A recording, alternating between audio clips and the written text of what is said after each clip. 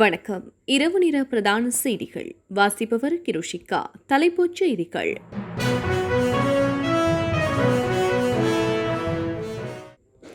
உயர்தர மற்றும் புலமை பரிசில் பரீட்சைகள் நடைபெறும் திகதிகள் அறிவிப்பு. நாடு முழுவதும் மேற்கொள்ளப்பட்ட விசேட சோதனையில் 3099 பேர் கைது. மன்னார் மாவட்ட பொது வைத்தியசாலையில் கடமையாற்றும் சுகாதார சேவைகள் பணிப்பாளர்கள் பணி பகிஷ்கரிப்பு போராட்டம். இன்று முதல் இங்கிலாந்து முழுமையான தளர்வுகள். சீனாவிலிருந்து புறப்பட்ட குரங்கு பி வைரஸ் ஒருவர் பலி. இந்தோனேஷியாவில் கொரோனா தொற்றினால் 2 வாரங்களில் 114 மருத்துவர்கள் பலி. இங்கிலாந்து பாகிஸ்தான் 2வது T20 போட்டியில் இங்கிலாந்து அணி வெற்றி.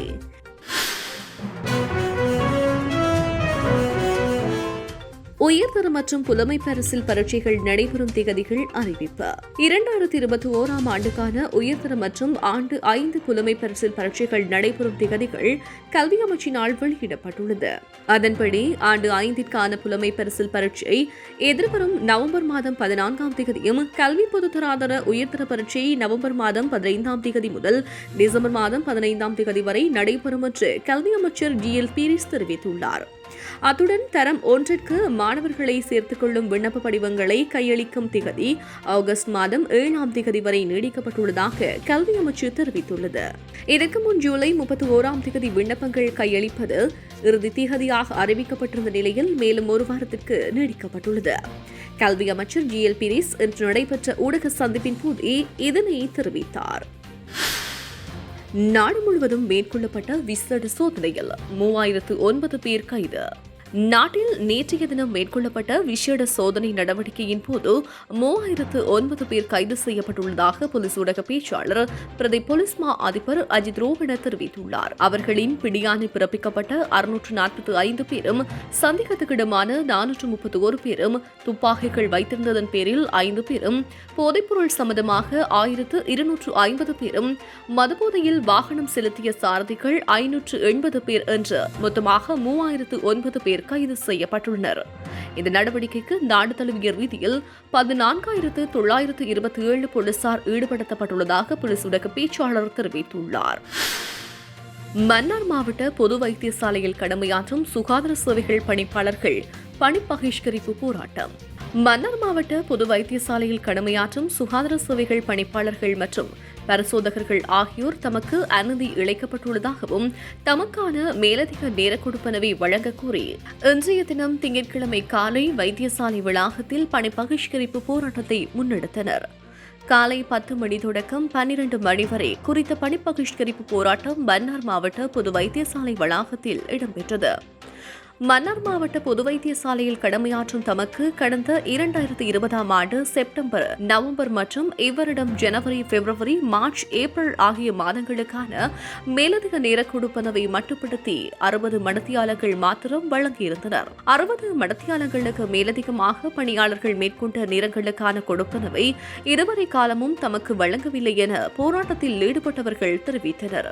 பெயர் SHM இல்ஹாம். நான் மன்னார் மாவட்ட ஸ்ரீலங்கா ஜனராஜ சுகாதார சேவை சங்கத்தினுடைய தலைவர். இன்று எங்களுடைய வைத்தியசாலையிலே எங்களுடைய பணியாளர்களால் மேற்கொள்ளப்பட்டிருக்கின்ற பணி பகிஷ்கரிப்பு போராட்டமானது எங்களுடைய வைத்தியசாலையில் பணிபுரிகின்ற எங்களுக்கு கடந்த வருடம் 2020ஆம் ஆண்டு செப்டம்பர் மாதம், நவம்பர் மாதமும் 2021ஆம் ஆண்டு ஜனவரி, பிப்ரவரி, மார்ச், ஏப்ரல் மாதங்கள் 4 மாதங்களும் எங்களுக்குரிய மேலதிக நேர கொடுப்பனவை மட்டுப்படுத்தி 60 மணித்தியாலங்கள் மாத்திரம் வழங்கியிருந்தார்கள். அந்த 60 மணித்தியாலத்துக்கு மேற்பட்ட எங்களுடைய பணியாளர்கள் மேற்கொண்ட மேலதிக நேர கொடுப்பனவினை இதுவரை காலமும் எங்களுக்கு தரவில்லை.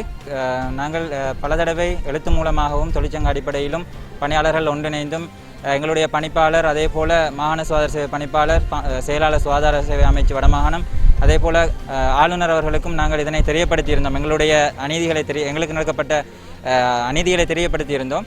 அதற்கு எந்த விதமான தீர்மானமான முடிவுகளோ அல்லது எங்களுக்கு சாதகமான முடிவுகளோ அல்லது எங்களுக்குரிய மேலதிக நேரம் தருவதென்று கூறியோ இதுவரையும் எங்களுக்கு எந்த விதமான எழுத்து மூலமோ அல்லது செயல்பாட்டு மூலமோ எங்களுக்கு செய்யவில்லை. அந்த அடிப்படையிலே நாங்கள் கடந்த 2ஆம் தேதி நாங்கள் ஒரு கடிதம் ஒன்று எழுதி பணிப்பாளருக்கு அனுப்பியிருந்தோம். எங்களுக்கு சரியான முடிவு 9ஆம் தேதிக்குள்ளே தர சொல்லியும் அவ்வாறு தராத சந்தர்ப்பத்திலே தொழிற்சங்க நடவடிக்கை ஈடுபடுவோம் என்று அறிவித்திருந்தோம். அந்த அடிப்படையில் அதற்கும் காது கொடுக்காமல் எங்களை ஓரவஞ்சனையாகத்தான் இந்த வைத்தியசாலையிலே பார்த்து கொண்டிருக்கின்றார்கள். குறிப்பாக எங்களுடைய விரைவு வண்டி ஆம்புலன்ஸ் டியூட்டி செய்கிற பணியாளர்கள் இரவு பகல் பாராது கடமை புரிந்து கொண்டிருக்கின்றார்கள். கேட்டதற்கு எங்களிடம் வைத்தியசாலையிலே ஆளணி பற்றாக்குறை காரணம் என்று சொல்கிறார்கள். எங்களுக்கு நல்லாக தெரியும் ஆளணி உண்மையிலே பற்றாக்குறை தான். இருந்தாலும் எங்களுக்கு சேர வேண்டிய நாங்கள் செய்த மேலதிக நேர கொடுப்பனவை எங்களுக்கு தந்தால் இன்னும் மேலதிகமாக நாங்கள் செய்வதற்கு எங்களது பணியாளர்கள் தயாராக இருக்கின்றோம். குறித்த விடயம் தொடர்பாக பல தடவைகள் எழுத்து மூலமாகவும் தொழிற்சங்க அடிப்படையிலும் பணியாளர்கள் ஒன்றிணைந்து வைத்தியசாலையில் பணிப்பாளர் உள்ளிட்ட அதிகாரிகளின் கவனத்திற்கு கொண்டு வந்து இதுவரை எந்தவித நடவடிக்கைகளும் மேற்கொள்ளப்படவில்லை. கடந்த 2ஆம் தேதி குறித்த விடயம் தொடர்பில் கடிதம் ஒன்றை பணிப்பாளருக்கு அனுப்பியிருந்தோம். கடந்த 9ஆம் தேதிக்கு முன் சரியான முடிவை வழங்குமாறு, அவ்வாறு சரியான முடிவு கிடைக்காத பட்சத்தில் தொழிற்சங்க நடவடிக்கையில் ஈடுபடுவோம் என தெரிவித்திருந்தோம். பணியாளர்கள் ஆகிய எங்களை வைத்தியசாலை நிர்வாகம் தொடர்ந்தும் ஓர் வஞ்சனையாக பார்த்துக் கொண்டுள்ள நிலையில் இன்றைய தினம் திங்கட்கிழமை காலை பணி பகிஷ்கரிப்பு போராட்டத்தை முன்னெடுத்தோம். மேலதிக நேர கொடுப்பனவை வழங்க கோரி மேற்கொண்ட நடவடிக்கைகளை தோல்வியடைந்த நிலையிலே குறித்த போராட்டத்தை முன்னெடுத்ததாக தெரிவித்தனர். மன்னார் மாவட்டத்தை தவிர வடக்கில் உள்ள ஏனைய மாவட்ட வைத்தியசாலைகளில் கடமையாற்றுகின்ற பணியாளர்களுக்கான மேலதிக நேர கொடுப்பனவு முழுமையாக வழங்கப்படுகின்றது. எனவே எமக்கு சரியான தீர்வு கிடைக்காத சந்தர்ப்பத்தில் போராட்டம் தொடரும் என போராட்டத்தில் ஈடுபட்ட மன்னார் மாவட்ட பொது வைத்தியசாலையில் கடமையாற்றுகின்ற சுகாதார சேவைகள் பணிப்பாளர்கள் மற்றும் பரிசோதகர்கள் தெரிவித்தனர். வடக்கில் கொரோனாவை கட்டுப்படுத்த சுகாதார பிரிவினருக்கு ஒத்துழையுங்கள். வடமாகாண சிரேஷ்ட பிரதி போலீஸ் மா அதிபர் ஜெகத் பலிகக்கார தெரிவிப்பு. யாழ்ப்பாண போலீஸ் பிரிவிற்குட்பட்ட போலீஸ் நிலையங்களுக்கு முச்சக்கர வண்டி வழங்கும் நிகழ்வு யாழ்ப்பாண பிரதி போலீஸ் நிலையத்தில் இடம்பெற்றது. யாழ்ப்பாண போலீஸ் நிலைய பொறுப்பதிகாரி பிரசாத் பெர்னாண்டோ தலைமையில் குறித்த நிகழ்வு இடம்பெற்றது. குறித்த நிகழ்வில் பிரதம விருந்தினராக வடமாகாண பிரதி போலீஸ் மா அதிபர் கலந்து கொண்டு போலீஸ் நிலையங்களுக்கான முச்சக்கர வண்டிகளை வழங்கி வைத்தார். இந்நிகழ்வில் கலந்து கொண்ட வடமாகாண சிரேஷ்ட பிரதி போலீஸ் மா அதிபர் ஜெகத் பலிகக்கார உரையாற்றுகையில் வடக்கில் கொரோனாவை கட்டுப்படுத்த சுகாதார பிரிவினருக்கு ஒத்துழையுங்கள் என தெரிவித்தார்.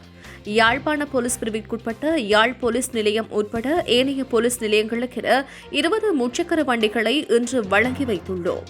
அதேபோல் காங்கேசன்துறை போலீஸ் பிரிவிற்கும் 20 முச்சக்கர வண்டிகள் வழங்கப்பட்டுள்ளது. இன்று முச்சக்கர வண்டி வழங்கப்பட்டமைக்கு இந்த நாட்டின் அரசாங்கத்திற்கும் தமக்கு பொறுப்பான அமைச்சர் மற்றும் அமைச்சின் செயலாளருக்கும் நன்றியை தெரிவித்துக் கொள்கின்றோம். குறிப்பாக போலீஸ் நிலையங்களில் இந்த வாகன பிரச்சினையானது நீண்ட காலமாக காணப்பட்டது. அந்த வாகன பிரச்சினைகளை தீர்க்கும் முகமாக பொதுமக்கள் பாதுகாப்பு அமைச்சினால் குறித்த வேலை திட்டமானது முன்னெடுக்கப்பட்டது. தற்போதுள்ள கொரோனா நிலைமை மற்றும் ஏனைய பொதுமக்களுக்கு சேவை வழங்க போலீஸ் நிலையங்களில் வாகன தட்டுப்பாடு பெரும் பிரச்சனையாக காணப்பட்டது. அந்த பிரச்சனைகளுக்கு ஒரு தீர்வு இன்றைய தினம் கிட்டியுள்ளது. ஒவ்வொரு போலீஸ் நிலையங்களுக்கும் 2 முச்சக்கர வண்டிகள் வழங்கி வைக்கப்பட்டுள்ளது. மேலும் புதிதாக திறக்கப்பட உள்ள போலீஸ் நிலையங்களுக்கும் இந்த முச்சக்கர வண்டிகள் வழங்கி வைக்கப்பட உள்ளது. அதேபோல் எதிர்வரும் காலங்களில் போலீசாருக்கு மோட்டார் சைக்கிள் மற்றும் தேவையான வாகனங்கள் வழங்குவதற்குரிய ஏற்பாடுகள் போலீஸ் திணைக்களத்தினால் மேற்கொள்ளப்படுகின்றது. குறித்த முச்சக்கர வண்டிகளை பாவிக்கும் போலீஸ் உத்தியோகஸ்தர்கள் அதனை சரியான முறையில் நீண்டகாலம் பாவிக்கக்கூடியவாறு பாவிக்க வேண்டும். பொதுமக்களுக்கான சேவை வழங்குவதற்கு வாகனங்களை பயன்படுத்தி போலீஸ் உத்தியோகஸ்தர்கள் திறமையாக செயல்பட வேண்டும் என தெரிவித்ததோடு தற்போது நாடுபூராகவும் கோவிட் நிலைமை சற்று அதிகமாக காணப்படுகின்றது. வடக்கு மாகாணத்தில் கடந்த சில நாட்களில் சில பகுதிகள் முடக்கப்பட்ட நிலையில் காணப்படுகின்றது. நான் ஏற்கனவே தென் மாகாணத்தில் தான் கடமையாற்றியிருந்தேன். வடக்கு மாகாணத்தில் நான் கடமையேற்ற பின் பருத்தித்துறை மற்றும் ஏனைய சில பகுதிகள் வடக்கு மாகாணத்தில் முடக்கப்பட்டுள்ளன. அந்த பகுதிகளில் சுகாதார பிரிவினரின் அறிவுறுத்தலின்படி சில வேலைத்திட்டங்கள் போலீசாருடன் இணைந்து மேற்கொள்ளப்படுகின்றன. எனவே பொதுமக்கள் சுகாதார பிரிவினருக்கு பூரண ஒத்துழைப்பினை இந்த காலப்பகுதியில் வழங்க வேண்டும் என தெரிவித்தார். மாகாணங்களுக்கு இடையில் பயணிப்பதற்கு அனுமதி உடையவர்கள் திருமண வைபவம் மற்றும் மரண வீடுகளுக்கென்று மாகாண எல்லைகளை தாண்டி செல்வதற்கு அனைவருக்கும் அனுமதி இல்லை என போலீஸ் ஊடக பேச்சாளர் அஜித் ரோஹண தெரிவித்துள்ளார். அவர் மேலும் தெரிவிக்கையில் நெருங்கிய உறவு கொண்ட ஒருவரின் மரணத்திற்கு செல்வதற்கான தகுந்த ஆதாரங்களை சமர்ப்பிக்கும் சந்தர்ப்பத்தில் மாகாண எல்லையை கடற்பதற்கு அனுமதி அளிக்கப்படும். அத்துடன் திருமண நிகழ்வில் மணமகன் மற்றும் மணப்பெண் வெவ்வேறு மாகாணங்களில் வசிக்கும் சந்தர்ப்பத்தில் குறிப்பிட்ட ஒரு தரப்பினர் மற்றைய தரப்பினரின் மாகாணத்திற்கு பயணிக்க முடியும். அதிலும் சம்பந்தப்பட்ட தரப்பினரின் தாய், தந்தை, நெருங்கிய உறவினர்கள் என்று குறிப்பிட்ட தொகையினர் மாத்திரமே அனுமதிக்கப்படுவார் என அவர் தெரிவித்துள்ளார். இது தவிர வேறு எந்த காரணத்திற்காகவும் மாகாண எல்லைகளை கடப்பதற்கு அனுமதி இல்லை என அவர் தெரிவித்துள்ளார். தமிழோசை இணையதளத்தின் ஒரு வருட பூர்த்தியை முன்னிட்டு பாடசாலை மாணவர்களுக்கான கட்டுரை போட்டி. இலங்கை ஊடகத்துறை புதிய எண்ணக்கருவுடன் ஆரம்பிக்கப்பட்ட தமிழ் ஓசை இணையம் ஆரம்பிக்கப்பட்டு கடந்த 16ஆம் திகதி ஒரு வருட பூர்த்தி கொண்டாடப்பட்டது. இதன் நிமித்தம் அகில இலங்கை ரீதியில் பாடசாலை மாணவர்களுக்கு கட்டுரை போட்டி ஒன்றினை நடத்த தீர்மானிக்கப்பட்டுள்ளது. அதன்படி ஆண்டு 6 தொடக்கம் 9 வரை மத்திய பிரிவிற்கும், ஆண்டு 10 தொடக்கம் 13 வரையான மேற்பிரிவிற்கும் கட்டுரை போட்டிகள் நடத்தப்படவுள்ளன. மத்திய பிரிவில் 1ஆம் இடம் பெறுபவர்களுக்கு 10,000 ரூபாவும், 2ஆம் இடத்தினை பெறுபவர்களுக்கு 7,500 ரூபாவும், 3ஆம் இடத்தினை பெறுபவருக்கு 5,000 ரூபாய் பணப்பரிசில்களும் சான்றிதழ்களும் கேடயங்களும், மேற்பிரிவில் 1ஆம் இடம் பெறுபவர்களுக்கு 15,000 ரூபாவும், 2ஆம் இடம் பெறுபவருக்கு 10,000 ரூபாவும், 3ஆம் இடம் பெறுபவருக்கு 7,500 ரூபாய் பணப்பரிசில்களும் சான்றிதழ்களும் கேடயமும் வழங்கப்படும். அத்துடன் ஆறுதல் பரிசில்களும் குறிப்பிட்ட தொகையிலான மாணவர்களுக்கு வழங்கப்படும்.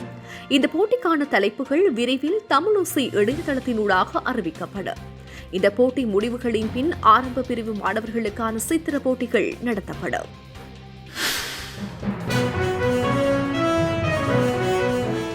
இன்று முதல் இங்கிலாந்து முழுமையான தளர்வுகள்.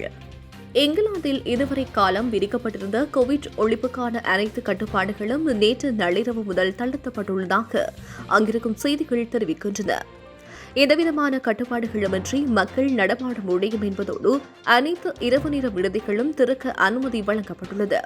அத்துடன் வீட்டிலிருந்து பணிகளை செய்ய வேண்டியது கட்டாயமில்லை எனவும், முகக்கவசம் அணிவது கட்டாயமில்லை என்றும் முழுமையான தளர்வுகள் மேற்கொள்ளப்பட்டுள்ளது. எனினும் இந்த முடிவினை எதிர்க்கட்சி மற்றும் விஞ்ஞானிகளால் எதிர்ப்பு தெரிவிக்கப்படுகின்றது. தடுப்பூசி வழங்கும் பணிகள் நம்பிக்கை அளிப்பதால் இதன் பின் தொற்று ஏற்படும் நபர்கள் வைத்தியசாலையில் அனுமதிக்கப்படும் அளவு குறையும் என்று அந்நாட்டு அரசு நம்பிக்கை வெளியிட்டுள்ளது. சீனாவில் இருந்து புறப்பட்ட குரங்கப்பி வைரஸ் ஒருவர் பலி. கொரோனா தொற்றின் பின் உலக அளவில் பல வைரஸ் பாதிப்புகள் மற்றும் தொற்றினால் பாதிக்கப்பட்டவர்களுக்கு கரும்பூச்சி நோய், குழந்தைகளுக்கு ஏற்படும் மர்மமான நோய் மற்றும் நரம்பு தளர்ச்சி என்று பல பாதிப்புகள் ஏற்பட்டுள்ளது. இந்த நிலையில் சீனாவில் இன்னுமொரு வைரஸ் உருவாகி ஒருவர் உயிரிழந்துள்ளமை பெரும் பீதியை ஏற்படுத்தியுள்ளது. 53 வயதுடைய கால்நடை மருத்துவர் ஒருவர் 2 குரங்குகளுக்கு உடற்கூராய்வு பரிசோதனை செய்துள்ளார். சில மாதங்களுக்கு பின் அவருக்கு குமட்டல், வாந்தி, நரம்பு பாதிப்பு, காய்ச்சல் என்பவற்றால் அவதிப்பட்டு கடந்த மே மாதம் 27ஆம் தேதி உயிரிழந்துள்ளதாக சர்வதேச செய்திகள் தெரிவிக்கின்றன. இவரது இரத்த மாதிரிகளை பரிசோதித்த பின் இவருக்கு குரங்கப்பி என்ற வைரஸ் பாதிப்பு ஏற்பட்டுள்ளமை கண்டறியப்பட்டுள்ளமை சீனாவில் பெரும் பரபரப்பை ஏற்படுத்தியுள்ளது. இந்த வைரஸ் மஹாக்ஸ் வகை குரங்குகளிலிருந்து 1932ஆம் ஆண்டு கண்டுபிடிக்கப்பட்டுள்ளது. இந்த வைரஸ் பாதிப்பினால் 70 தொடக்கம் 80% அளவு இறப்பு ஏற்படும் என்று தெரிவிக்கப்பட்டுள்ளது. இதன் எதிரொலியாக மிருகங்களுக்கு மருத்துவம் செய்பவர்கள், ஆய்வுகளை மேற்கொள்பவர்கள் மிகவும் பாதுகாப்பாக இருக்குமாறு சீன நோய் கட்டுப்பாட்டு மையம் அறிவுறுத்தியுள்ளதாக சீன ஊடகங்கள் செய்தி வெளியிட்டுள்ளன. மனிதனை குரங்கின் வைரசுகள் தாக்கும் போது 1 தொடக்கம் 3 வாரங்களில் பின்பே அறிகுறிகள் தென்படும் என்றும், பின்பு மத்திய நரம்பு மண்டல தாக்கத்தின் மூலம் இறப்பு ஏற்படும் என்றும் ஆய்வாளர்கள் தெரிவித்துள்ளனர். அமெரிக்காவில் குழந்தைகளுக்கான நீர்ப்பூங்காவில் ரசாயன கசிவு, 60 பேர் பாதிப்பு. அமெரிக்காவின் டெக்சாஸ் மாகாணத்தில் ஸ்பிரிங் பகுதியில் குழந்தைகளுக்கான நீர்ப்பூங்காவில் ரசாயன கசிவு ஏற்பட்டுள்ளதாக தெரிவிக்கப்படுகின்றது. இதனால் தோல் எரிச்சல் மற்றும் சுவாச பாதிப்புகள் ஏற்பட்டு 60க்கும் மேற்பட்டோர் பாதிப்படைந்தனர். இந்த சம்பவம் பற்றி அறிந்து தீயணைப்பு படை வீரர்களும் பூங்காக்களுக்கு வந்து மக்களை மீட்கும் பணியில் ஈடுபட்டனர். அவர்களில் 26 பேர் உள்ளூர் மருத்துவமனைகளுக்கு சிகிச்சைகளுக்காக கொண்டு செல்லப்பட்டனர். எனினும் பாதிக்கப்பட்ட வேறு 39 பேர் சிகிச்சைகளுக்கு செல்ல மறுத்துள்ளார் என நியூயார்க் போஸ்ட் தெரிவித்துள்ளது. கந்தக அமிலம் மற்றும் ரசாயன பொருட்கள் கலந்து இந்த பாதிப்பு ஏற்பட்டிருக்கக்கூடும் என கூறப்படுகிறது. இதனையடுத்து அந்த பூங்கா மூடப்பட்டுள்ளது. இந்தோனேஷியாவில் கொரோனா தொற்றினால் 2 வாரங்களில் 114 மருத்துவர்கள் பலி. உலகளவில் அதிதீவிரமாக பரவி வரும் கொரோனா வைரஸால் பல நாடுகள் பாதிப்படைந்துள்ள நிலையில் சமீப காலமாக இந்தோனேஷியாவில் கொரோனா தொற்று உச்சமடைந்துள்ளது. இந்தோனேஷியாவில் டெல்டா வகை வைரஸ் தாக்கியதை தொடர்ந்து அது பல்வேறு இடங்களுக்கு பரவி வருகின்றது. இதனால் அங்கு போதுமான வைத்தியசாலை மற்றும் மருத்துவ வசதிகள் அமையாத காரணத்தினால் நோயில் சிக்கியவர்கள் சிகிச்சை கிடைக்காமலே பலியாகும் அவலம் ஏற்பட்டுள்ளது. இந்நிலையில் கடந்த 2 வாரத்தில் 114 வைத்தியர்கள் உயிரிழந்துள்ளதாக சர்வதேச தகவல்கள் தெரிவிக்கின்றன. வைத்தியசாலைகளில் கொரோனா சிகிச்சை அளிக்க போதுமான வைத்தியர்கள் தாதியர்கள் இல்லை. இந்தோனேஷியாவில் இதுவரை 545 வைத்தியர்கள் கொரோனாவால் உயிரிழந்துள்ளனர். அவர்களில் 20% கடந்த 2 வாரத்தில் பலியாகியிருப்பது குறிப்பிடத்தக்கது. நேற்றைய தினம் 44,721 பேர் கொரோனா தொற்றினால் பாதிக்கப்பட்டுள்ளதாகவும் 1093 பேர் பலியாகியுள்ளதாகவும் அந்நாட்டு சுகாதாரத்துறை தகவல் வெளியிட்டுள்ளது. இங்கிலாந்து பாகிஸ்தான் 2வது T20 போட்டியில் இங்கிலாந்து அணி வெற்றி. இங்கிலாந்து சுற்றுப்பயணம் மேற்கொண்டுள்ள பாகிஸ்தான் அணி 1வது T20 போட்டியில் வெற்றி பெற்ற நிலையில் நேற்று 2வது T20 போட்டியில் களமிறங்கியது. நாணய சுழற்சியில் வெற்றி பெற்ற பாகிஸ்தான் அணி முதலில் களத்தடுப்பில் ஈடுபட தீர்மானித்தது.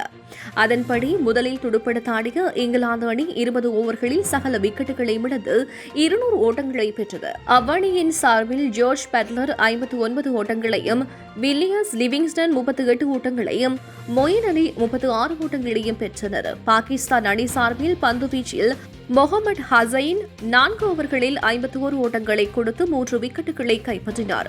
200 என்ற வெற்றி இலக்கை நோக்கி துடுப்படுத்த ஆடிய பாகிஸ்தான் அணி 20 ஓவர்களில் 9 விக்கெட்டுகளை இழந்து 155 ஓட்டங்களை மாத்திரமே பெற்றது. அவ்வணியின் சார்பில் முகமது ரிஸ்வான் 37 ஓட்டங்களையும், சதாப் கான் 36 ஓட்டங்களையும் பெற்றனர். இங்கிலாந்து அணி சார்பில் பந்து வீச்சில் ஆதில் ரசீத் 4 ஓவர்களில் 30 ஓட்டங்களுக்கு 2 விக்கெட்டுகளையும், மொயின் அலி 3 ஓவர்களில் 32 ஓட்டங்களுக்கு 2 விக்கெட்டுகளையும் கைப்பற்றினர். இதன்படி இங்கிலாந்து அணி 45 ஓட்டங்களால் வெற்றி பெற்றது. போட்டி ஆட்டநாயகனாக சகல துறைகளிலும் திறமையை வெளிப்படுத்திய மொயின் அலி தெரிவு செய்யப்பட்டார். 3 போட்டிகள் கொண்ட T20 தொடர் 1-1 என்ற சமநிலையில் உள்ளது. தொடரினை தீர்மானிக்கும் இறுதி T20 போட்டி எதிர்வரும் 20ஆம் தேதி நடைபெறவுள்ளது. இத்துடன் தமிழோசை செய்திகள் நிறைவு பெற்றன. உடனுக்குடன் செய்திகளை அறிந்து கொள்ள தமிழோசையோடு இணைந்திருங்கள். வணக்கம்.